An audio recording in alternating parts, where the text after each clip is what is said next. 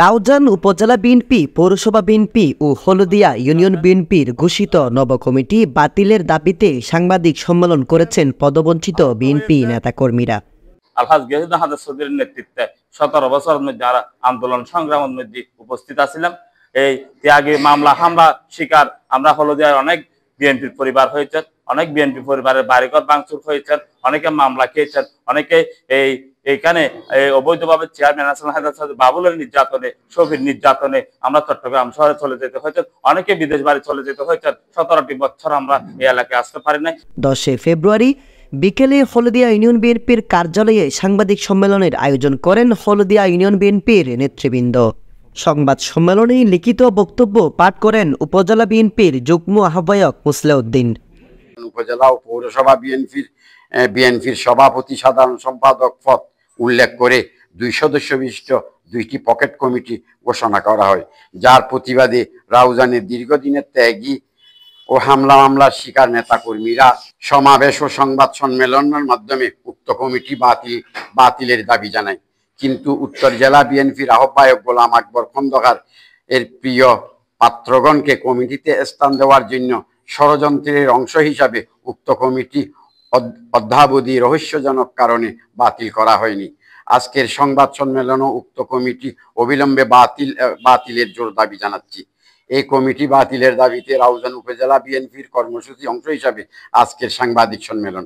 প্রতিটি ইউনিয়ন ও পৌরসভার প্রতিটি ওয়ার্ডে প্রতিবাদ ও বিক্ষোভ সমাবেশ প্রতিদিন অব্যাহতভাবে চলমান রয়েছে।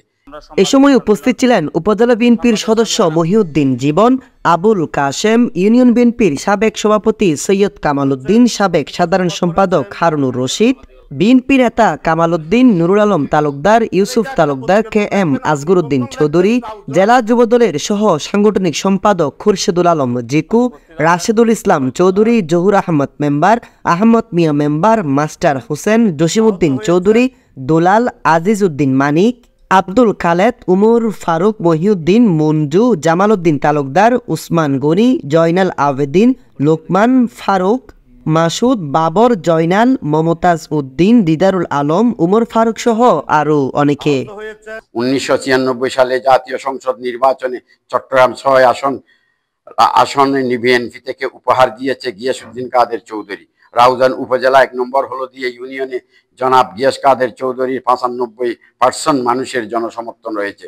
চট্টগ্রাম উত্তর জেলা বিএনপির আহ্বায়ক গোলাম আকবর খন্দকার সাহেবের কাছে ত্যাগী নেতাকর্মীদের অনুরোধ আপনি পকেট কমিটি বাতিল করে নিজ নিজ এলাকায় ওয়ার্ড থেকে ইউনিয়ন বিএনপির সম্মেলন শেষ করে উপজেলা বিএনপির সম্মেলন করার জোর দাবি জানাই।